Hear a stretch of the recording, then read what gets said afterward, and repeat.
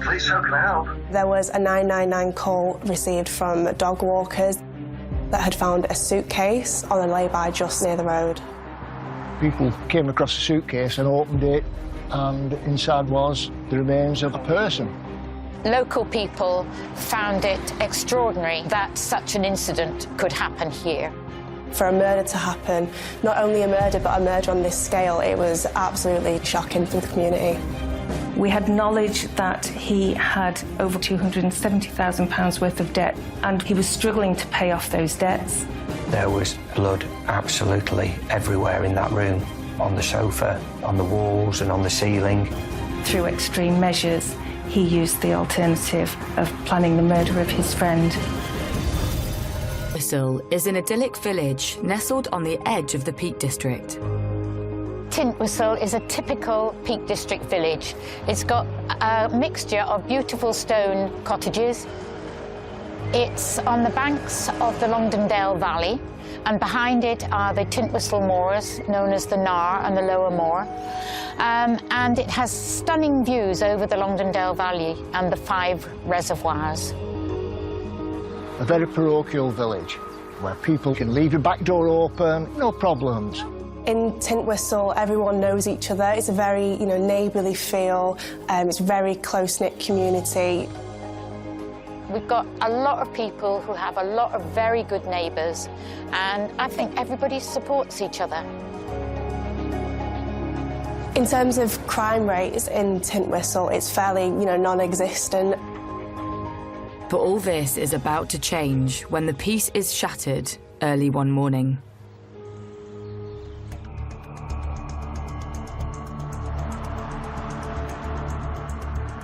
On the 10th of October, there was a 999 call received from dog walkers that had found a suitcase on a lay-by just near the road. The location was on a main road that went between Manchester and Sheffield, and it dipped down a little bit into Derbyshire. It was a car park off the main road, but it was an area that was quite popular for walkers. As you come into Tintwistle from the east, you go along what's called the Woodhead Pass, and this particular suitcase was dumped just over the wall as you go into the village beside the first reservoir.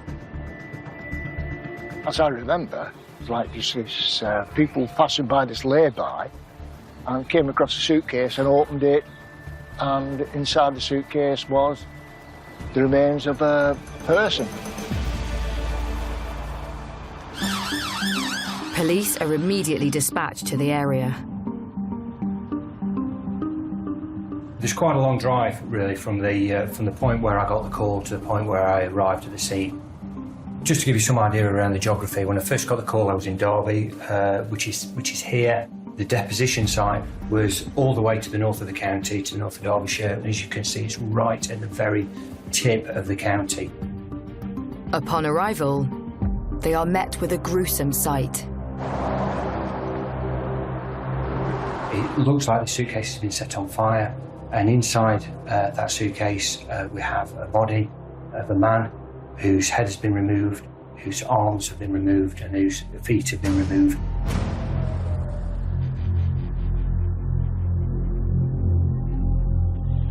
It was a Samsonite suitcase that was in an extremely charred state. But then it became apparent, and we had a human torso that had been extremely cruelly dismembered and burnt. As a crime, this is really, really vicious. For somebody to remove all the limbs of a body, never mind commit the murder itself. Derbyshire Constabulary launch a murder investigation, and news of the horrific find soon spreads around the village. Oh, like chicken pox. Everybody talks about it, we all know about it. You go in the local shops. Have you heard? In Tintwistle, it's a really neighbourly community. Everyone knows each other. If there's gossip, someone down the road will know about it in 10 minutes or so. Considering the crime rate was fairly non-existent, for a murder to happen, not only a murder, but a murder on this scale, it was completely shocking for the community. I I think local people found it extraordinary that such an incident could happen here. I think, like all major crimes that happen in what everybody would regard as somewhere quiet and peace-loving, it adds to people's fear that something else could happen, or something else could happen as a result of it.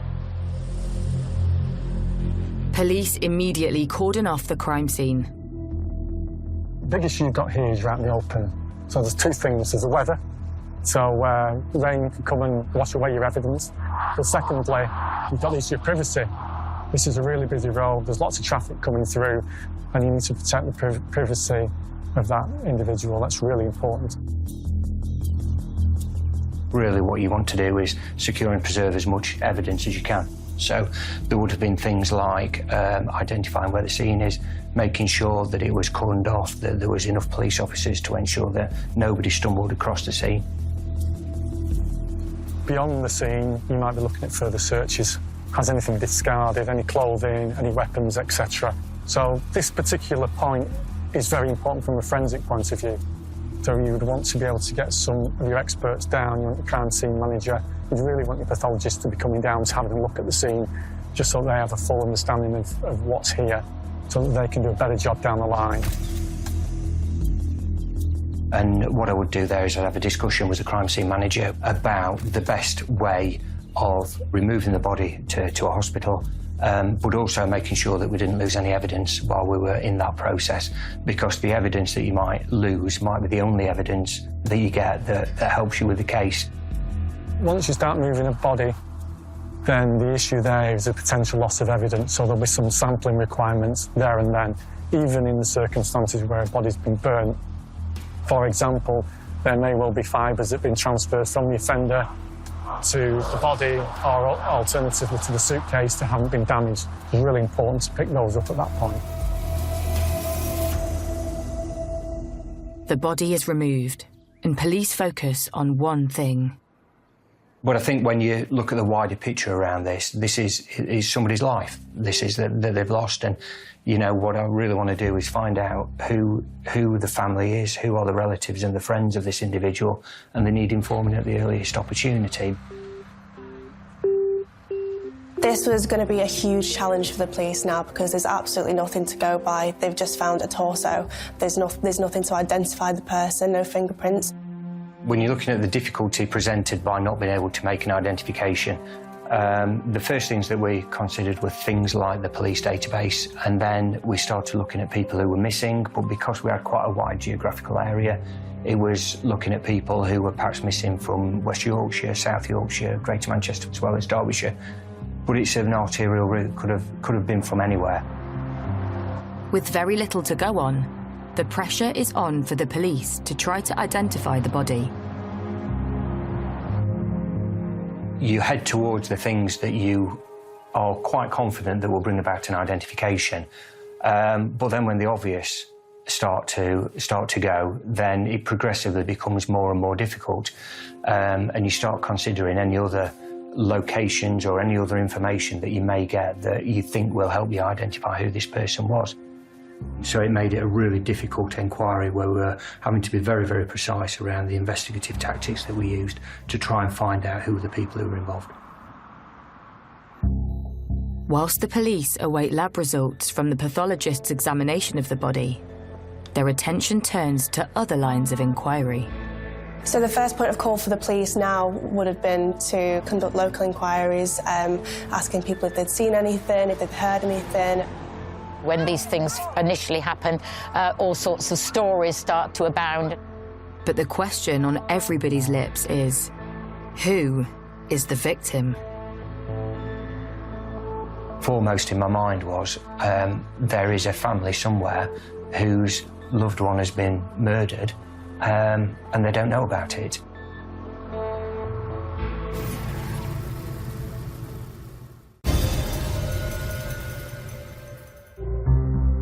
In the picturesque Peak District, police have launched a murder investigation after an unidentified body was discovered in a suitcase which had been set alight. So the condition of the body, when we found it, the head had been removed, both hands had been removed, and the feet had been removed. There were two things that I sort of realised quite quickly. One, that was a deposition site. That wasn't where the murder had taken place. That was where the body had been placed afterwards. And the second thing was, and it was around whether the victim and the offender knew each other.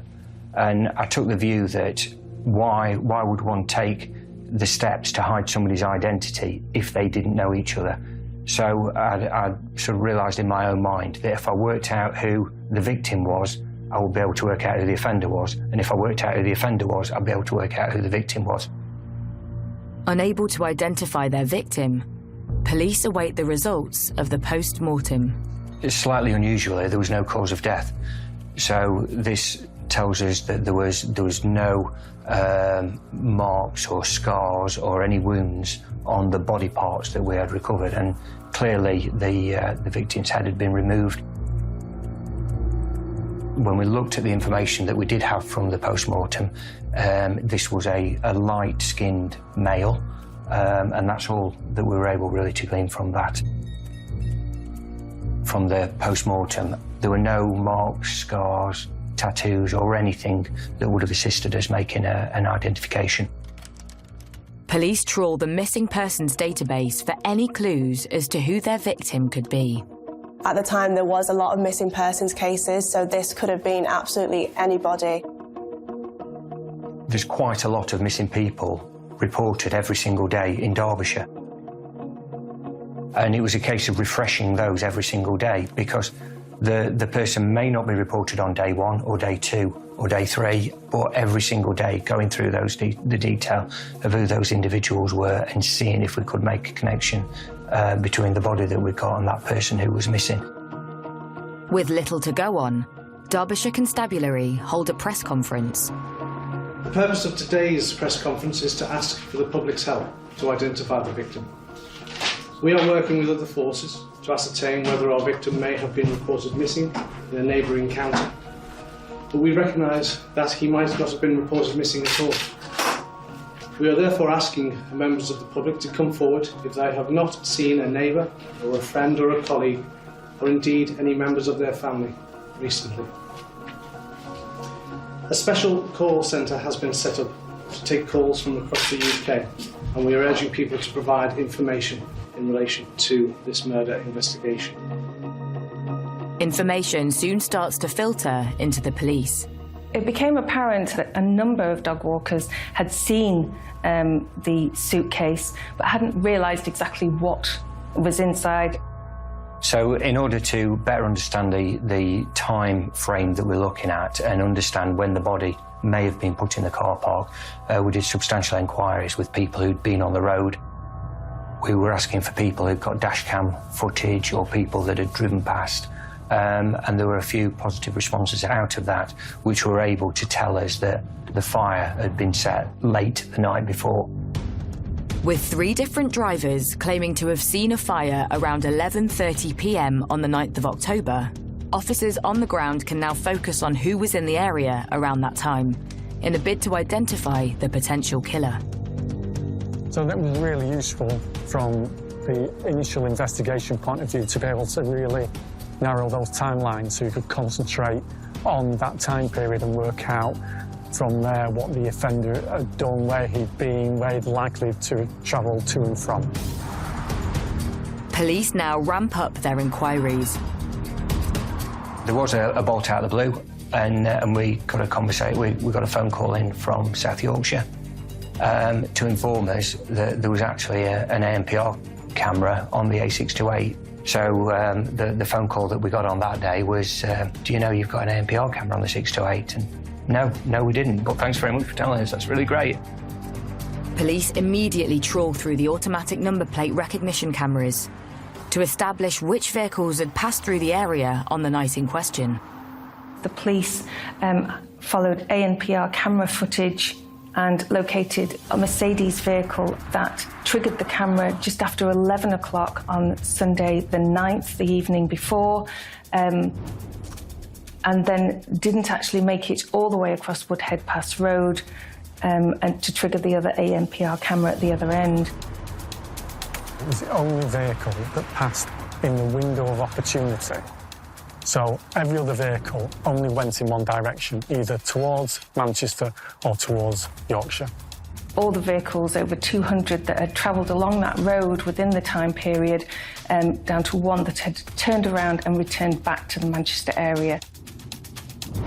That was a strong indication that that vehicle was the one that deposited the body here on the night of the 9th.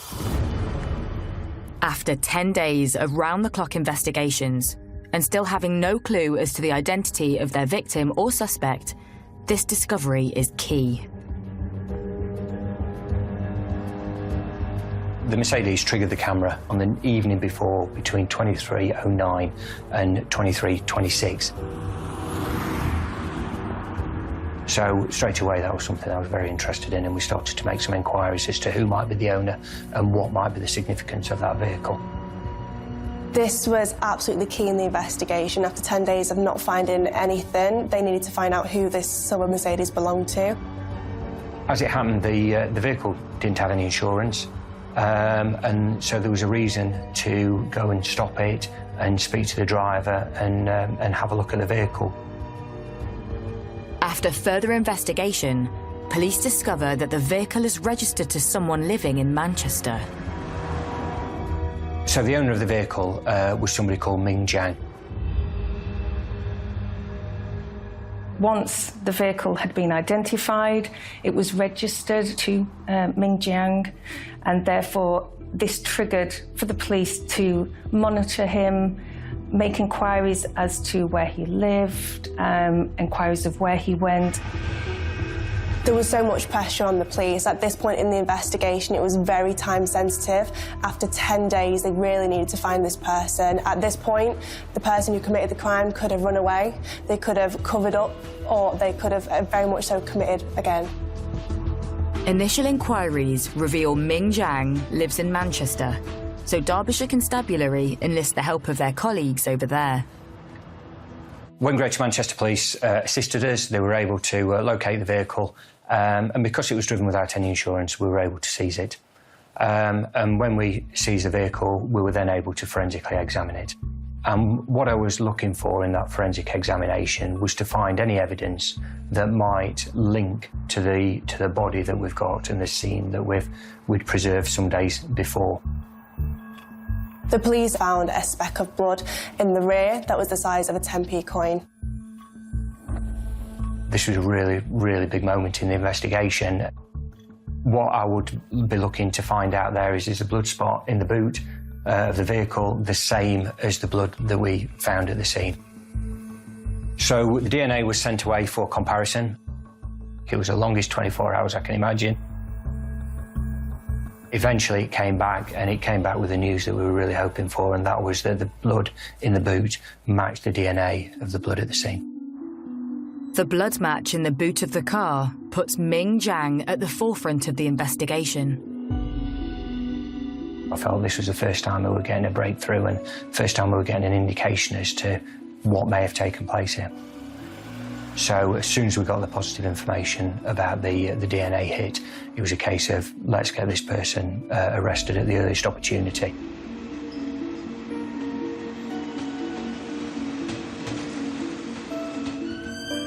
So Ming Jiang was arrested on the 20th of October. They'd attended a casino in Manchester where they believed he was, and he was arrested at that location.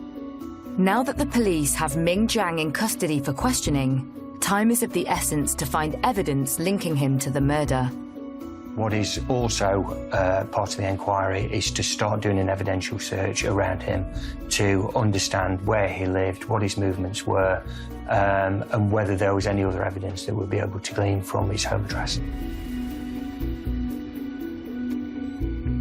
The police searched the home address, and they found blood stains all over the carpet. There was blood dispersion across all of the walls. They had been painted over, and quite a shoddy clean-up had taken place. It was an extensive clean-up, but there was still blood throughout the flat and in the bathroom. There was traces of blood absolutely everywhere that weren't immediately apparent to the eye, but there were things like the blood had seeped through the laminate flooring. There was blood that was soaked into the cushions on the sofa. There was blood on the walls and on the ceiling. So the scene was a really rich source of evidence for us. The main evidence we got were 2 finger marks in blood. So we got one under a table. The evidence you're really looking for there is the offender's fingerprint in the victim's blood. And getting that in 2 places was very, very critical evidence. At this point, it's absolutely safe for the police to say that the murder took place in this apartment.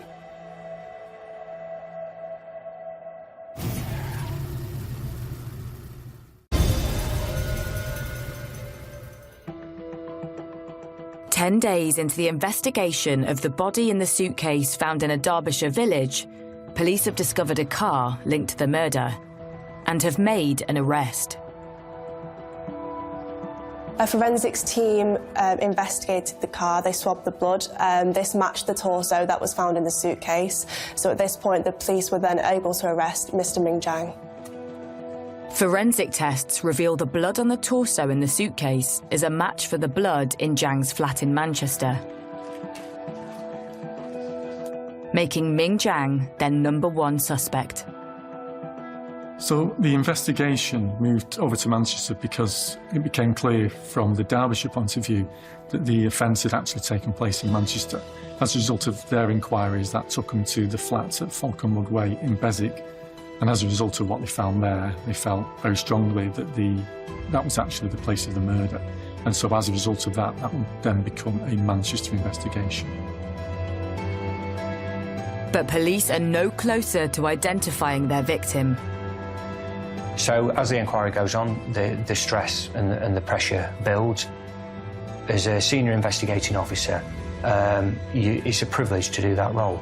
But you do take the responsibility of having to investigate the death of somebody, and you owe that responsibility to the family of the victim. So I was really concerned about finding out who that was and getting that information to them at the earliest opportunity. However, searches of their suspect and his car have led to a discovery. When we did the evidential search of the Mercedes vehicle, we found some banking documents of another person called Yang Lu. He had certain possessions on his person. At the time, he had his passport, he had his bank cards. And that led us to an address in Salford at Media City. And there were some lines of inquiry that we needed to conduct at that address and find out what the relationship was with this person and how they fitted into the inquiry. Police immediately sent officers to Yang Lu's address. There was no answer, it was nowhere to be seen by anybody. So I made the decision that we were going to force entry into that apartment and find out really who this person was. So we forced entry into the address at Media City.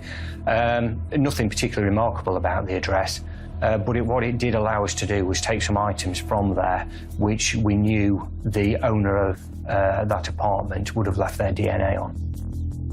So very quickly we were able to send that away for analysis. Finally, there is a breakthrough. Results come back matching Yang Lu's DNA to the torso, as well as the blood found in Ming Jiang's flat and car. Almost 2 weeks after the discovery, police have the name of their victim. So what we did find out was that Yang Lu was a 27-year-old male, originally from China. Yang Lu came to the UK in 2000 to study, where he went to the University of Leeds. His family actually worked really, really hard to save money so that he could study in the UK and achieve his goals and his dreams. He finished his master's degree, and after that he stayed here and become a shares and stock trader. He'd not brought any of his family with him over here, so if you look at the reasons why he may not have been reported missing, his family simply didn't know that he wasn't where he should have been. Police now have the harrowing task of informing their victim's family. This was a really difficult case from a family point of view. Under normal circumstances, we'd want to inform the family in person. And in the end, we actually had to make the call to the family in order to inform them. That's something that we wouldn't normally do under any circumstances, but unfortunately, with the distance involved, we had no other option. I arranged for contact through Interpol with the Chinese authorities in order to let the family know. In the meantime, we allocated family liaison officers in order that we could make the process as smooth as possible. Yang's family were absolutely devastated when they found out, their only son had been murdered. Not only murdered, but in such a vicious way. And then they arrived in the UK in the second week of November. Yang was very close to his family. They spoke on the phone near enough every single day. He actually vowed to go back to China and look after his family if one of them was to fall ill. And I think that just shows the tight-knit relationship they have, because he'd built himself this fantastic life in the UK and he was really willing to give that up to go back and look after his family. When the family was here, then I helped them in different ways because they can't speak English. So most of the time that if they have something do not understand about the police procedure, and I help to explain them. They were completely grief-stricken. They had lost their only son, who had come to the United Kingdom to study at university. He was a very clever young academic man and a very bright young man, and they were deprived of their son. With time running out to hold their suspect in custody, police need to work fast to build enough evidence to charge him. Ming Jiang is a danger to the public, and we would really want to be in a position where he'd be charged at that point. The secondary issue is he's a big flight risk. We'd be worried about him kind of moving back to China or elsewhere. We had to prove that he was the person that had committed that murder. We knew he was involved and could prove that to the extent, and we then had to build a case. There's no doubt that Ming Jiang tried to cover his tracks quite extensively, but the problem is there was just too much evidence. The evidence there in particular was extremely strong. It's almost the best evidence you can find at a scene, which was Yang Lu's blood and Ming Jiang's fingerprint. Police now believe Ming Jiang murdered Yang Lu in his flat, dismembered his body, and dumped his torso in a suitcase before setting light to it. But they need to work out the link between the pair and establish when the murder happened, so trawl CCTV footage in the days leading up to the discovery of the suitcase. CCTV footage revealed a man getting off the tram in Manchester. He crossed the road to meet another man and they went in the direction of a flat in Beswick. That tram stop was the closest one to where Ming Jiang's home address was. The male he met up with perfectly fit the description of Ming Jiang. And in addition to that, we had telephone evidence that showed the two phones of Ming Jiang and Yang Lu came together. And interestingly, from that point onwards, the phones always remained together. And that was the very last time that Yang Lu was seen. With the evidence building, police make a decision.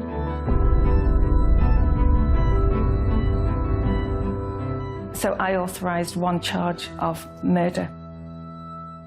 Ming Jiang denies any involvement in the murder, so the police and prosecution need to build a case for trial and establish a motive, meaning they have to delve deeper into the lives of the two men.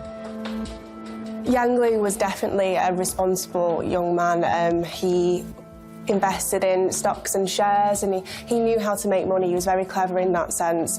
He'd built himself this brand new life in the UK. He really, all in that respect, even though he had the money to gamble, he never went above and beyond. So Ming Jiang was in a very different situation to Yang Lu. Ming Jiang was originally from China. He moved over to the UK. He lived in the Beswick area in North Manchester. He rented that flat. At the time of the murder, he really was in serious debt problems. He'd spent quite a long time at casinos, he was a regular gambler, in fact so much so that he had VIP status.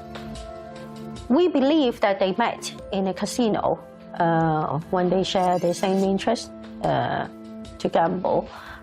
They met in a Manchester casino. But Yang Lu could never have imagined that their relationship could be so deadly. Ming Jiang was very well known in the casino community. In some casinos, he had quite specialised status due to the large amounts of money that he was gambling. Yet in other casinos, he had markers on him due to his erratic and volatile behaviour. It was my understanding that he was a great fun guy to be around when he was winning, but it was a very, very different case when he was losing. He lost a huge amount of money, and as far as we know, is sort of a £200,000 debt, and he's been chasing by the debtor, the creditor within the community. It was the Crown's case that Ming Jiang had accrued extensive debts. We had knowledge that he had historically acquired over £270,000 worth of debt within 2 casinos. He was struggling to pay off those debts. We knew that he had pawned some wristwatches for over £15,000 to try and keep the debtors at bay. Getting more and more desperate to pay off his debts, it appears Ming Jiang hatched an evil plan. Ming Jiang was in huge amounts of debt. He had no income or wherewithal with which to repay that debt, and the only way he believed he could do that was either through his addiction of gambling and waiting for the big win, or through extreme measures. He used the alternative of planning the murder of his friend. When the police found Ming Jiang, he was actually in possession of Mr. Yang Lu's passport and his bank cards. So at this point, it's safe to assume that he was trying to assume his identity. So Ming Jiang had taken Yang Lu's life and then he took his identity. He basically used all his personal information in order to extract money through his bank cards. He even tried to sell his flat, and he was making good progress on that at the point at which he'd been arrested. There was nothing that he wouldn't do in order to extract as much money and value out of Yang Lu.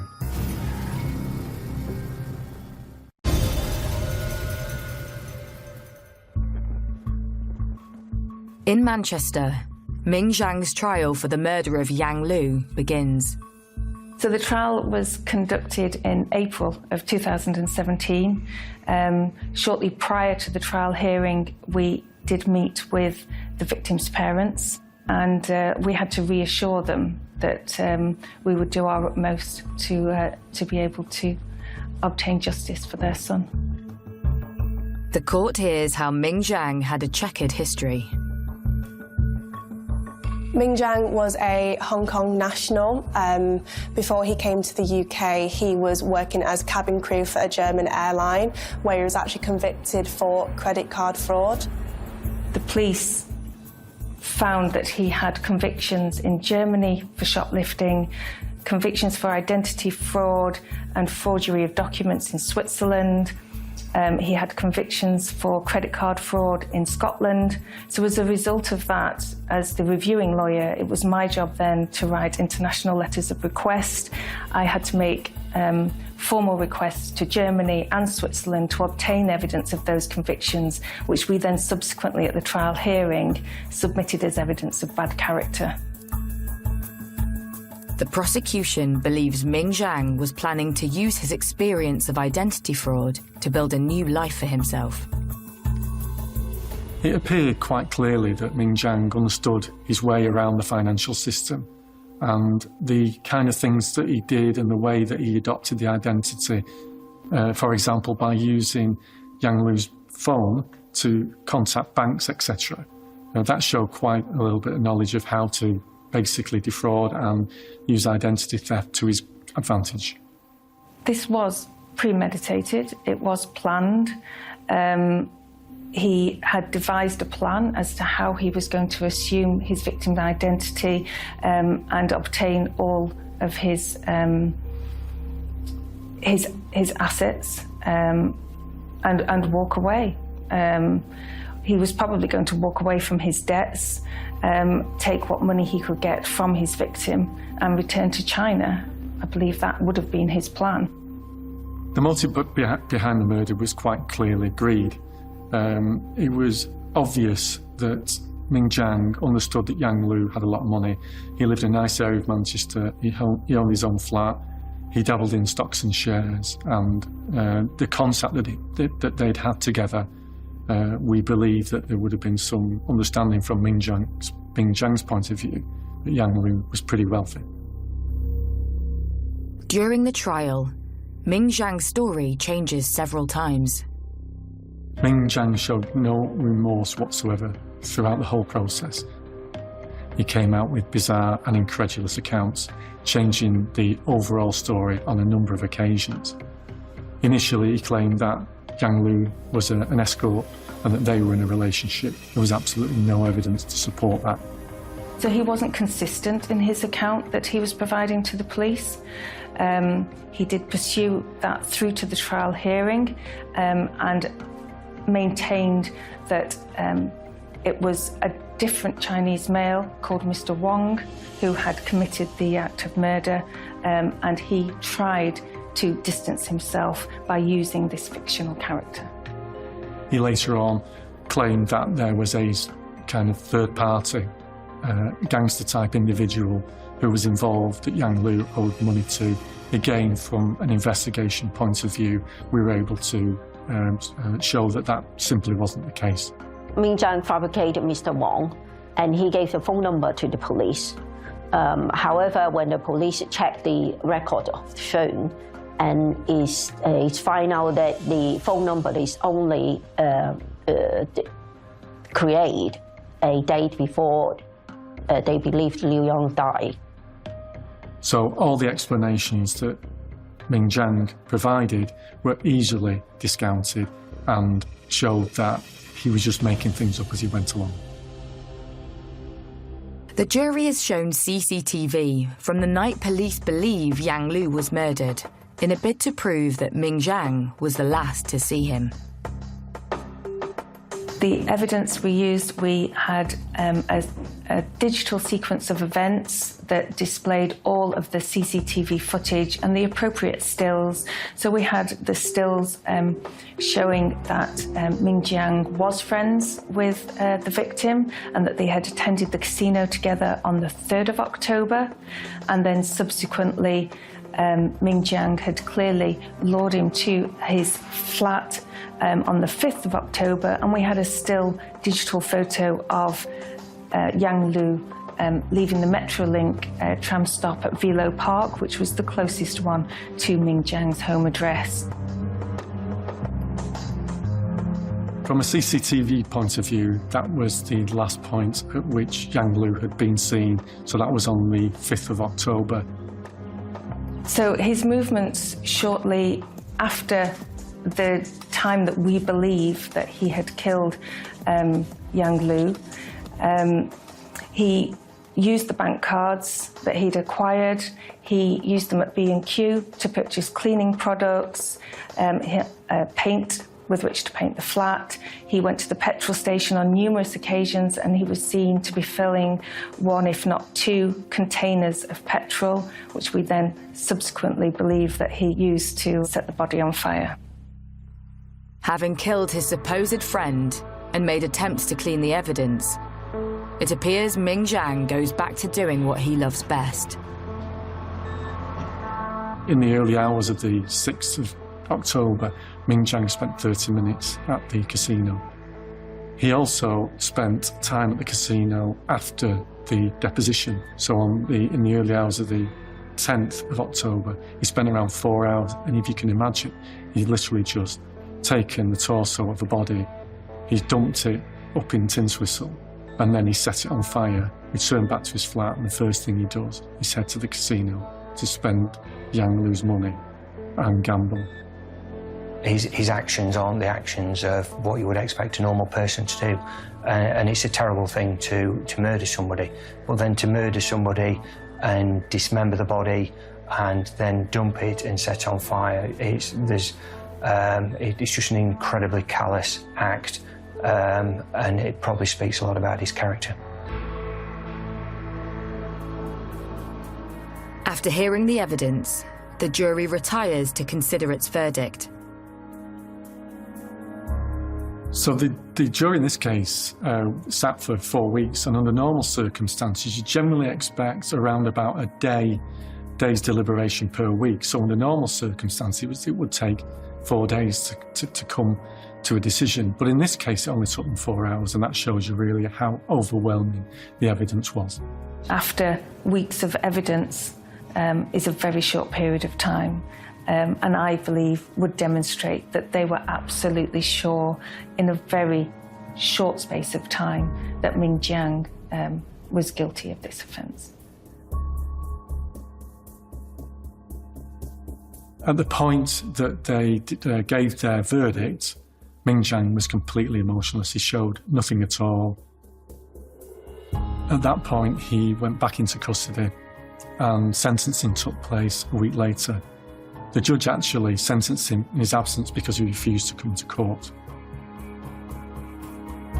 The presiding judge made a point of stating that the starting point for a sentence would be 30 years, due to it being solely the sole purpose being for gain, and in this case for money. However, he outlined aggravating features such as the extensive dismemberment of the body, the complete lack of remorse, and the misleading of evidence. And he made a point of saying that it might be that the authorities never deem him to be safe to be returned to the community, and that he could spend the rest of his life in prison. On the 2nd of May, 2017, Ming Jiang is sentenced to life in prison with a minimum of 33 years. He has never revealed the whereabouts of Yang Lu's limbs or head. The saddest thing about this murder is Ming Jiang's greed caused the loss of the life of a young 36-year-old man, leaving behind 2 very grief-stricken, distraught parents. His family didn't know the last time they spoke to him on the phone, the last time they saw him in person was going to be the last time. I think, yeah, it's really devastating that they never got to say goodbye to their only son. The killing of a grandmother, a mother and her 2 daughters sparked the biggest investigation Wales has ever seen, leading to 3 suspects within the police. The chilling Murder in the Valleys continues new Wednesday at 9.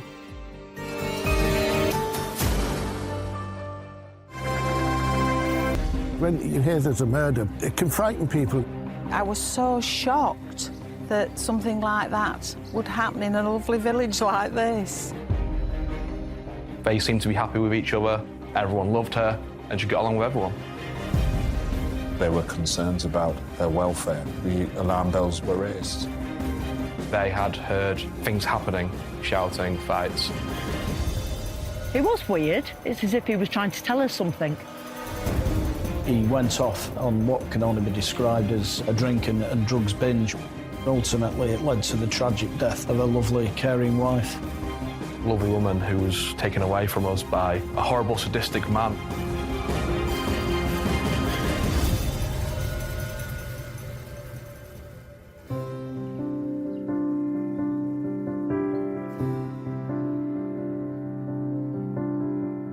Situated in the stunning rolling wolds of North Lincolnshire lies the peaceful village of Werleby. I've lived in Werleby for 48 years. It's a really nice, quiet village. Everybody seems to know everybody. We get on really well. Last year, we won the Best Kept Village. It's a nice little village, plenty of activities, plenty going on. It's so quiet, it's a little rural idyll, if you like. It's like going back in time living here. There's very little crime. It's beautiful. And it's a wonderful place to live for young families or retired people, and we've got all of them here. Friendly community. Everybody seemed like pretty much okay, you know. There's a lot of people who help each other, so there is quite a lot of good community atmosphere. And it is a lovely place to live. It's really nice.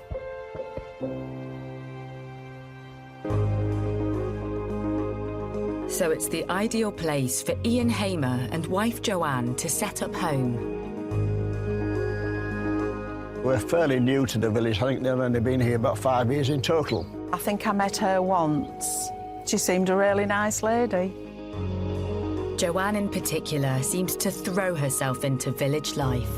Joanne was liked by everyone on the road. Outgoing, always out on the streets, speaking to each other. Ian, you would never see. He would be in his home quite a lot. Joanne, complete opposite.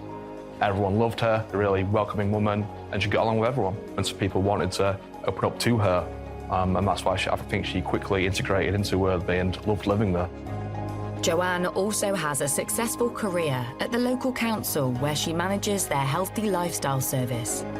After 6 years there, she's risen to become the public face of their healthy living campaigns.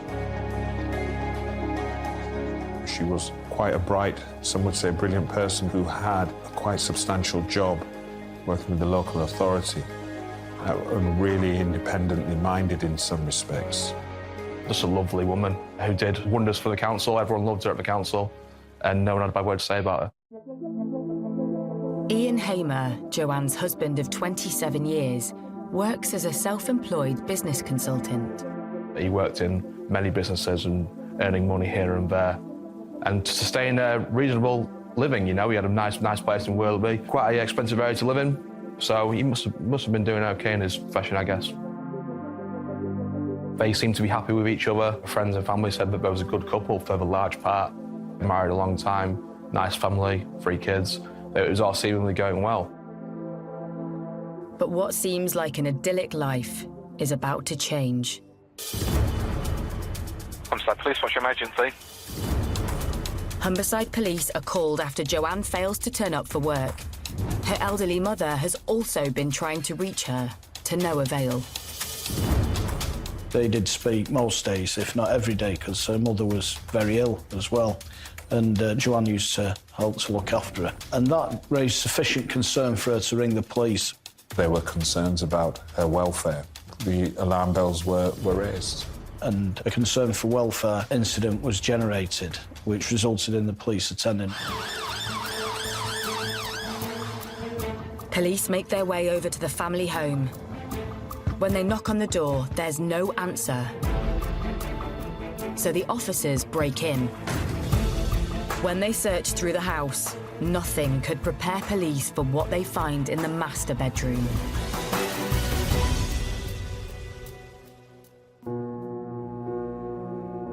Joanne Hamer's lying lifeless on her bed. Medical professionals will have been called immediately. You know, monitors would have been placed on to see if there's any signs of heart trace or anything. Any chance whatsoever that resuscitation could take place. They had discovered she was dead. It's apparent she'd been killed from the scene, the way she was left. And there was blood at the scene as well.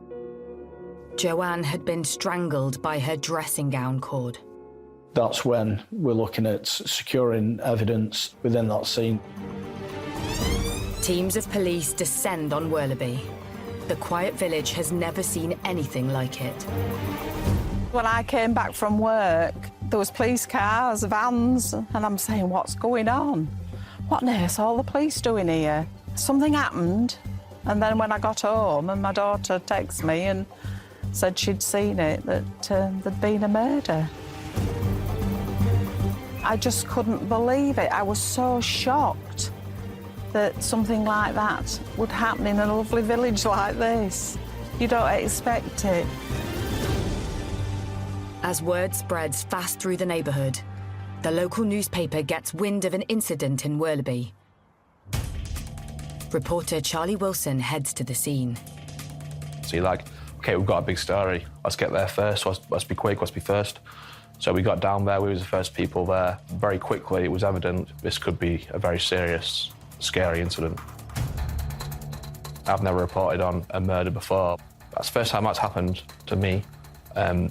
So it was a case of doing it really delicately, respectfully, and just trying to build up what had happened, really.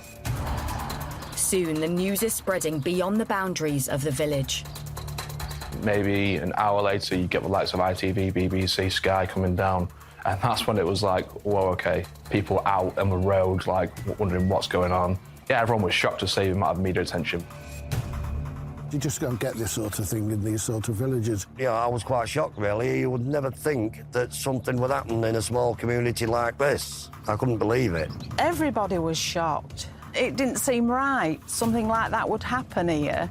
You hear about it in cities, but in a little quiet Lincolnshire village, you just don't expect it at all.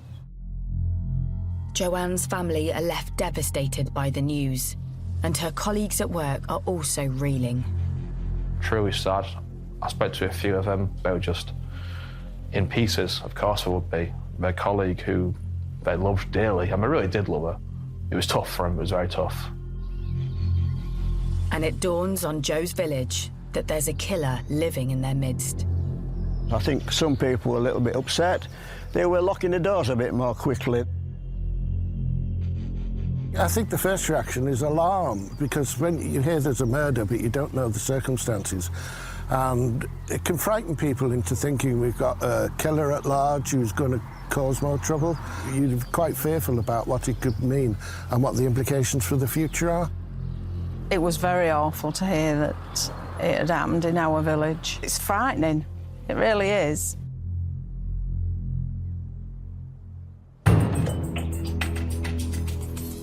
With fear spreading quickly throughout the village, Humberside Police needs to work fast to establish who committed this horrendous crime.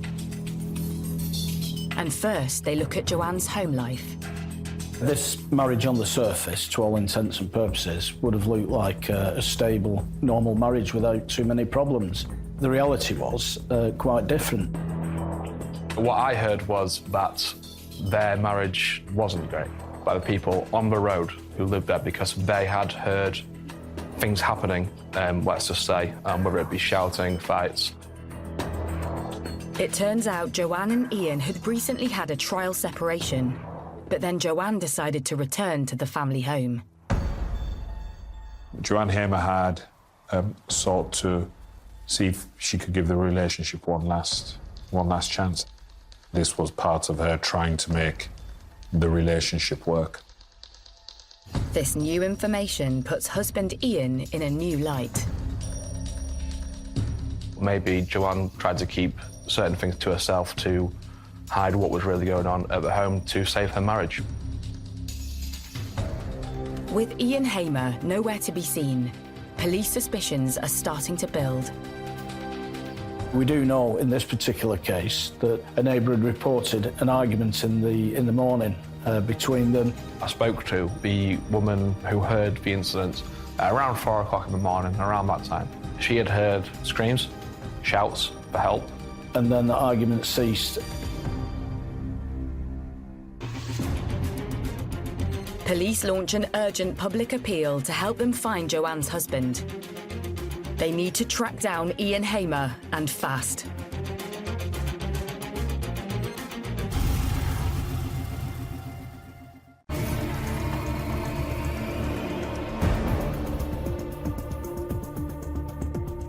In the quiet Lincolnshire village of Worleby, police have launched a murder hunt. Mother of 3, Joanne Hamer, has been found strangled in her bed. Husband Ian has mysteriously disappeared since a row reported by neighbours in the early hours of the morning.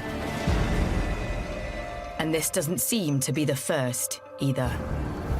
I guess people on the road had heard these things where it really went bad, to say the least. None of the neighbours who I spoke to liked him at all.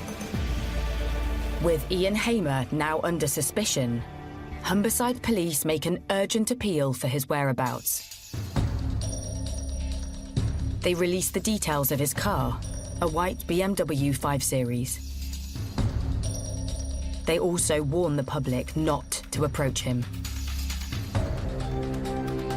Once a decision had been made by the senior investigating officer that Ian Hamer was a suspect for this crime, then a manhunt would have taken place. They don't know at the moment where he is, but there would be certain fast-track actions raised to secure his arrest. You know, checks with family and friends. Where does he usually go to? Where does he work? Checks with hospitals as well. If he's got a mobile phone, has he made any calls? We may be able to cell site to where he's located and instigate an area search. He's clearly got use of a vehicle in this case. So, you know, we've been putting the vehicle details onto the automatic number plate recognition, the ANPR system. And as soon as that vehicle passes an ANPR camera, then that will send an alert to the police. All these inquiries made to trace and arrest Ian Hamer. He plainly was the last person with her and had disappeared from the scene. So the investigation then was focusing on building that picture around what had happened between them. And then going further back, what had happened between them, not just on that night, but also in the period leading up to this.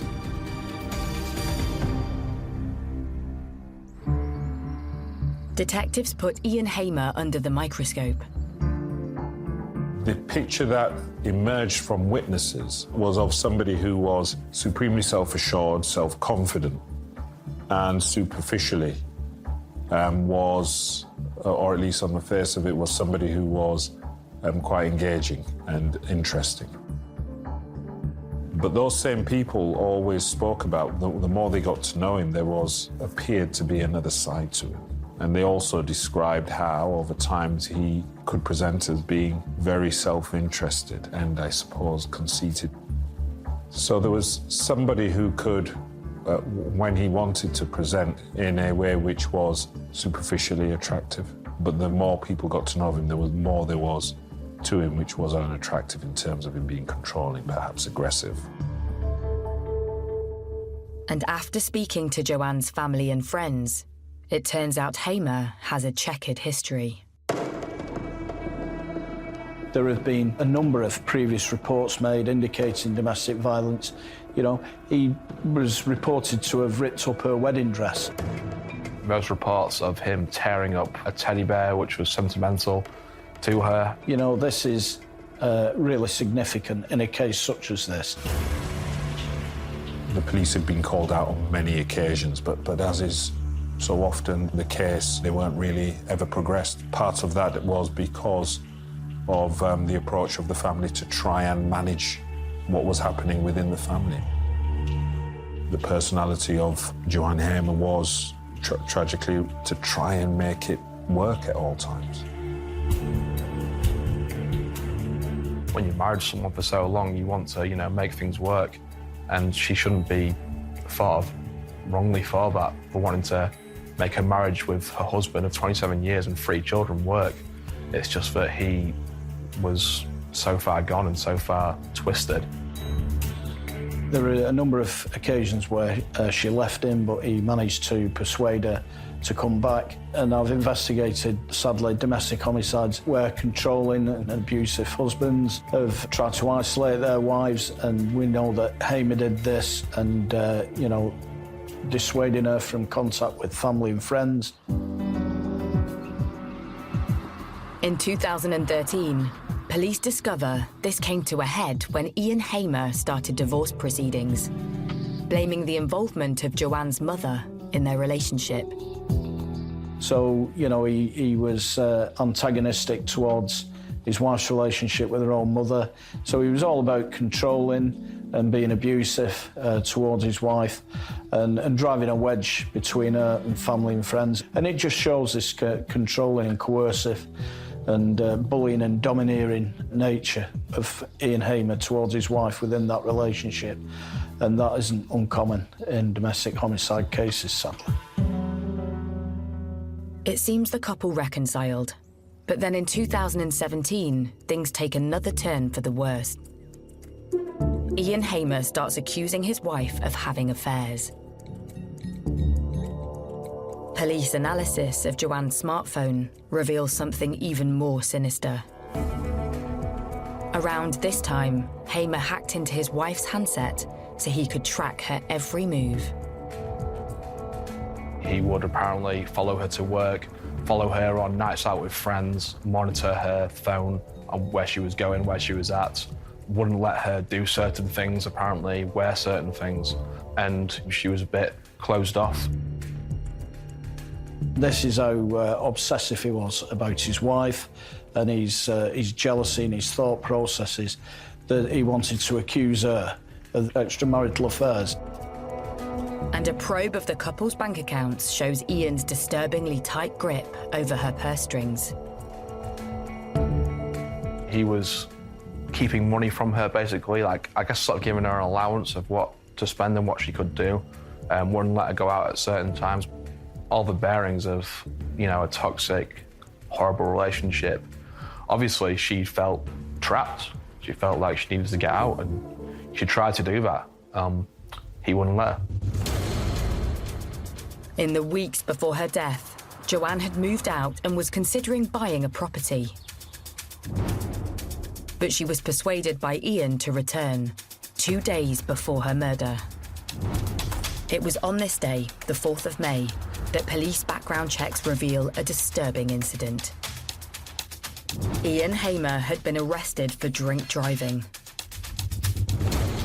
As well as being controlling and abusive towards his wife, he seemed to be losing control of his own life in some respects. He was drinking more heavily. So there's a clear pattern there of his own destructive behaviour escalating within himself, and particularly abusing alcohol as part of that process.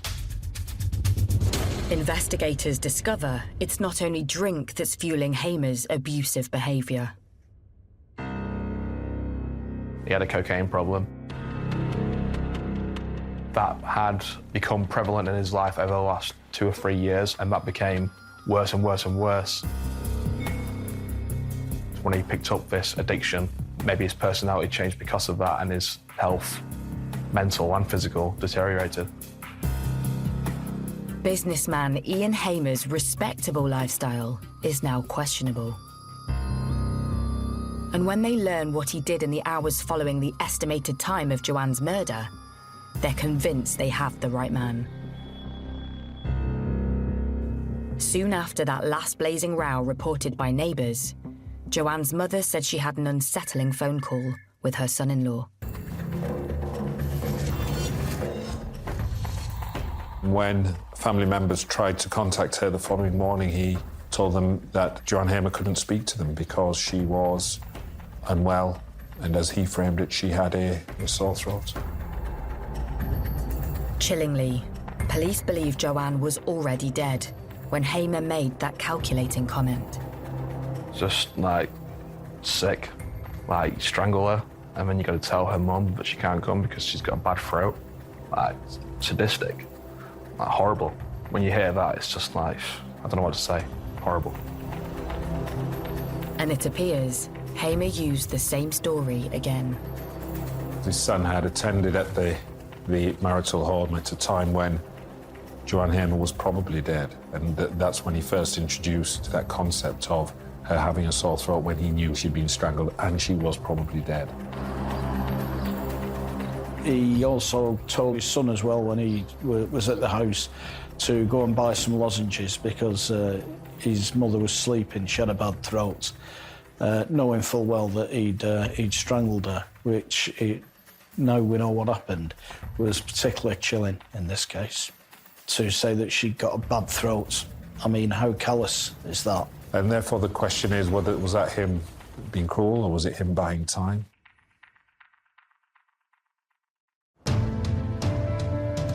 This cunning ploy tells police they have a calculating killer on the run, who wants to stay one step ahead of them.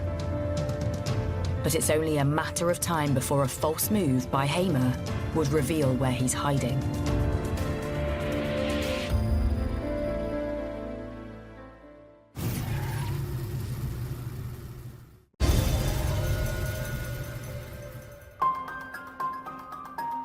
Worleby, North Lincolnshire.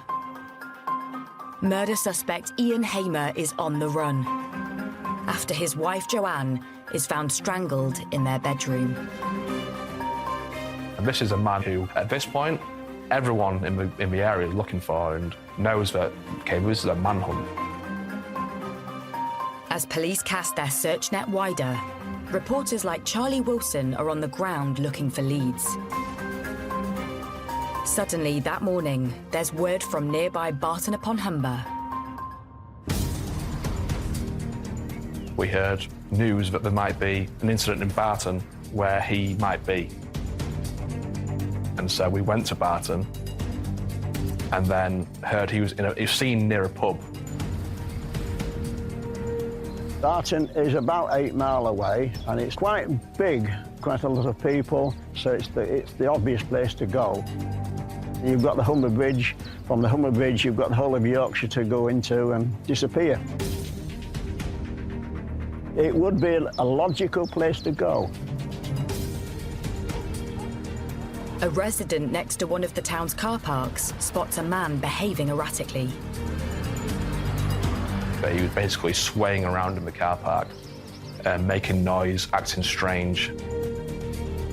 Not realising it's Humberside Police's most wanted, Ian Hamer, the woman calls 999 to report a disturbance. I think she reported that he was on Spice and shouting. Obviously, he was actually drunk, intoxicated on whatever he was on. He would wander around the car park, shout. A lone patrol officer heads to the car park to move this wild drunkard on. Police basically just found a man shouting and being strange and realised this is Ian Hamer. Arrested him straight away. The officer single-handedly tackles Hamer to the floor, then restrains him whilst he radios for assistance. I have to say the actions of the officer that arrested him were exemplary, you know, real bravery shown in tackling this individual. And when he was arrested, you know, he actually had to detain him. This is a rural force. It's not an inner-city force with the same number of resources. Meanwhile, roving reporter Charlie Wilson is close by. Suddenly, he's alerted to the breaking news. A woman sent me a picture of a man on the floor being sat on by a police officer. Okay, that's our man. So we know exactly where it is. I'm actually at a shop getting a drink of Lucozade. Run around with my Lucozade in hand. So I arrive at the scene. Ian Hamer is being sat on by a lone police officer, waiting for his fellow officers to come. So to come round the corner and see a police officer sat on who we believe is Ian Hamer was just wild, yeah. After struggling to contain Hamer for nearly 5 minutes alone, backup finally arrives for the officer. They must have came, got half a second after I came round the corner, and then police swarmed on him, got him away, and sort of like ushered us away. Clearly intoxicated, drunk or drugs or both, not in his right frame of mind, in the clothes that he was wearing the night before. We get him up, handcuff him, escort him to the back of the van. Meanwhile, news of an arrest for Joanne's murder filters back to her village of Worleby. Residents can now breathe a sigh of relief. I was just pleased he'd been caught for the crime, but to then find out that it was her husband, it was a real shock. Detectives start to piece together what Hamer's been up to in the last 24 hours since fleeing the murder scene. He went off on what can only be described as a drink and drugs binge. We know that from the inquiries that were made. Laughing and joking, you know, certainly no signs of remorse or distress. Bar owner Pauline Dickinson had reported serving Ian Hamer. But when he arrived on her premises, she had no idea he was on the run. He came in the pub around 5:30, never seen him before, asked for a pint of Carling. He got his pint of Carling and went and sat down out the way of everybody. Next, Hamer returns to the bar and starts to hit the spirits. Soon the conversation heads in a strange and unsettling direction. Put the tequila on the bar and he literally looked either side of himself, leant over the bar and said to me, "Why did the Mexican push his wife off the cliff?" So I did the same as he did, looked either side and said, "To kill her?" He went, "No, you know it." I said, "Yeah, I do." He paid for his drinks, went and sat down. He came back to the bar 10, 15 minutes later and stood there.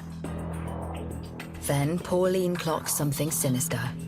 He hid his arm behind, but I'd already seen that he'd got scratches. I don't know which way, it was just you could see scratches on his wrist.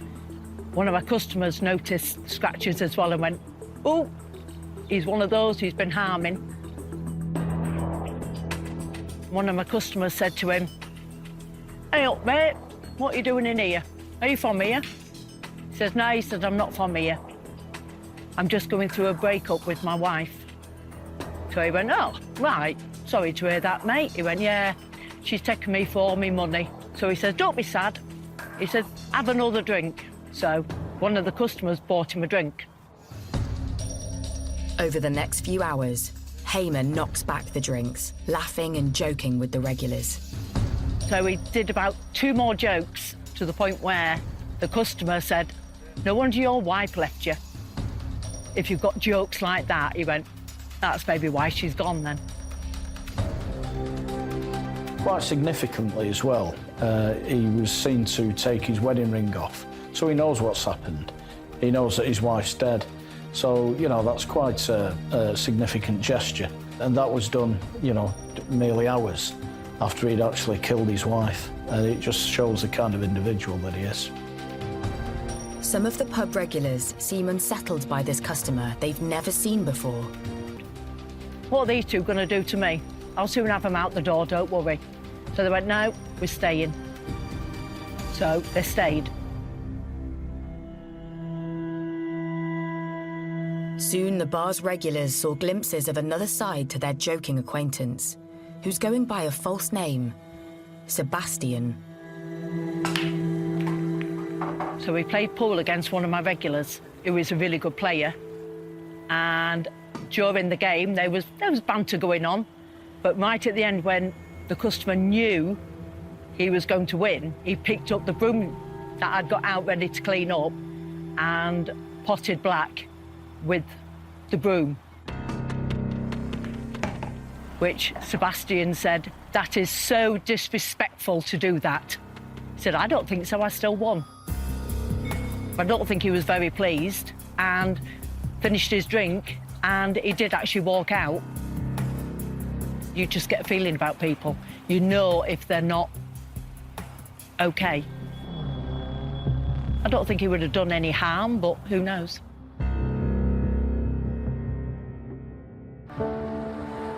Next morning, Pauline's alerted to the terrifying news on Facebook that the customer she had served the night before isn't called Sebastian, but Ian Hamer. And he's wanted by police for murder. My reaction was, "Oh my God." So I phoned a policeman that I know, and within 5-10 minutes, I think, they'd got him. Soon the joke Hamer told Pauline about a man pushing his wife off a cliff takes on a sinister new meaning. It was weird, but they were just jokes like, you know what, a kid would come home and tell you jokes, but it's not until the following day, and I actually thought to myself, it's as if he was trying to tell us something. I don't know.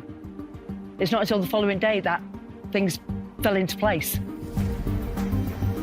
Despite his intoxicated state, Ian Hamer engages with the police at the point of his arrest. He says something like, it wasn't murder, it was manslaughter. Something along those lines. I heard the word manslaughter.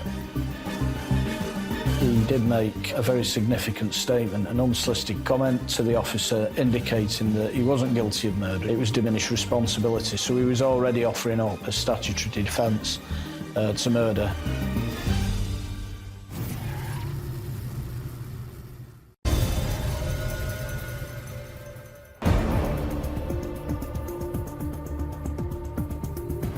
After 24 hours on the run, Ian Hamer has been arrested in North Lincolnshire on suspicion of murder. Just hours after killing his wife, Joanne, Hamer was spotted in Pauline's bar, just 7 miles away from the crime scene. You just would not have thought he'd actually killed his wife and just come blazingly into a bar a few miles away having a drink. When you hear them things, it's like, really? Could you be so cold-blooded and heartless? When police take him in for questioning, Hamer repeats his claims that he committed manslaughter due to mental illness. But one throwaway comment soon after his arrest suggests this is a cunning ploy to reduce any impending prison sentence.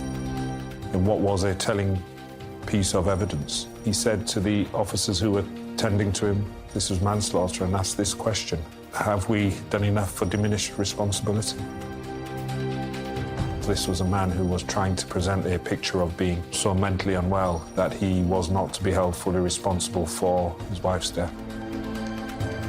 This is clearly somebody who's a very manipulative, selfish individual.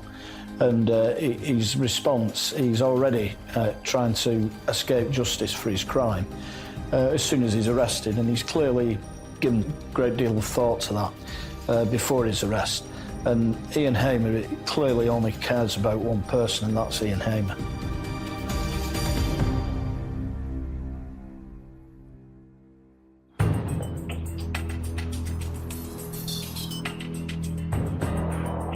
In spite of Hamer's claims, he's charged with his wife's murder.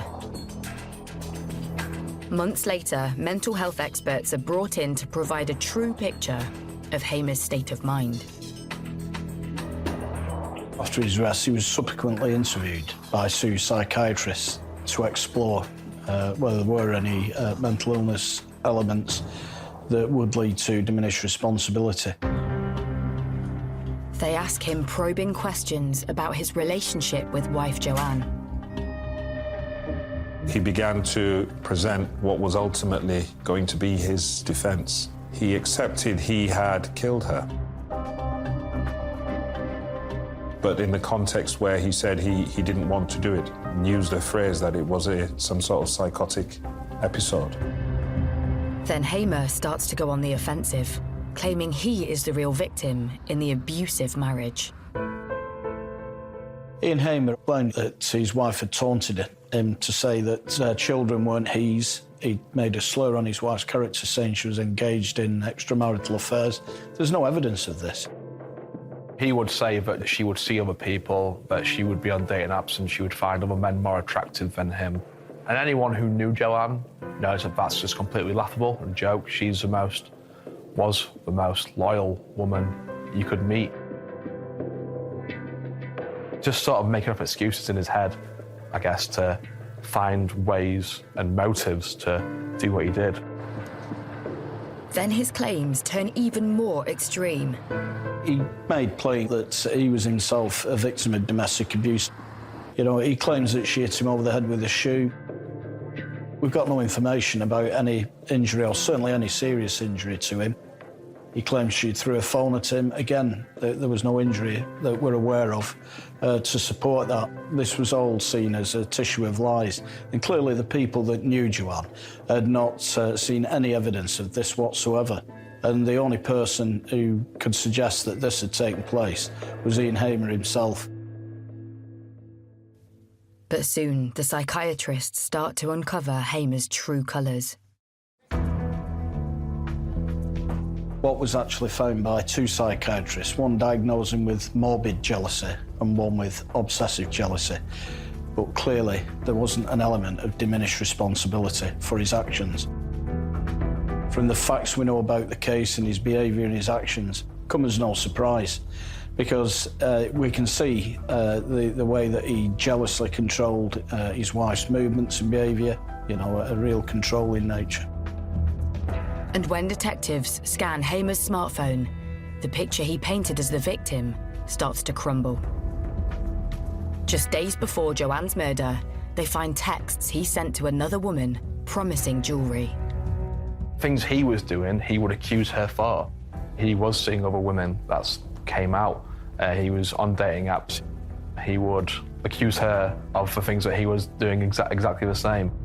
We do know that Ian Hamer had affairs, he had one-night stands, and he accused his wife of the same. There's no evidence to suggest that that was the case. But investigators are blown away when they uncover the name Hamer uses on his dating profile. It sounds strikingly familiar. He'd use a fake name, Sebastian, apparently. He would use women wherever he was going to maybe go out on these dates and meet people. And yeah, to use a fake name, like you're obviously up to something that's not good. 15 months after Joanne's murder, husband Ian Hamer is finally put on trial at Hull Crown Court. He pleads guilty to manslaughter on the grounds of diminished responsibility. But the prosecution sets out the case for cold-blooded murder. So it was a consideration for the jury whether that was a man demonstrating real symptoms of mental illness, or whether it was somebody using any illness to formulate a defence. The court is told the torrid details of the abuse Hamer inflicted on his wife. The question that was raised with the jury is whether or not, by the time of the killing, he in effect wanted to get rid of his wife so he could move on, but he needed control of that situation, and that's how we presented the case. As the trial progresses, even Hamer's own children take to the stand against their own father to describe the abuse suffered in their own home. One of them spoke of being aware of that from a very young age. It had become increasingly toxic and abusive. You then see the horrible human side of this, because they're being required to give evidence against one of their parents, and in circumstances where they've lost the other one. And for them, there's no good outcome to any of this. Following a heart-wrenching 3-week trial, the jury retires to consider their verdict. The verdict of the jury was that Ian Hamer was guilty of murder. Therefore, they rejected that idea that his mental state was such that he was not able to exercise proper judgment and control. He designed everything, including his response to the arresting officer, to make out that this was the case, that it was diminished responsibility. Thankfully, the jury didn't buy that, and they saw through Ian Hamer's excuses for what they were, just excuses. Hamer's jailed for life with a minimum of 22 years. At the time of sentencing, the judge takes into account the years of domestic violence Joanne suffered at the hands of her husband and his abusive control over her finances. The judge actually commented that he believed that one of the main motives in this case was he was afraid if the relationship ended that he would lose a significant amount of money. Money to which Joanne, in the law of England and Wales, was entitled to. Those were the family finances that should have been split accordingly.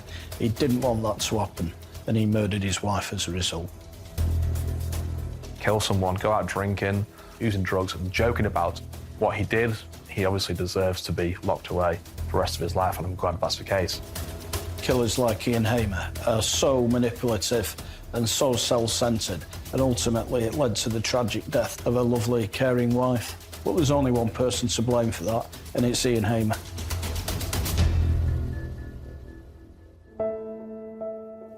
Years later, the sadness of the case is still felt by those in the quiet Lincolnshire village of Worleby.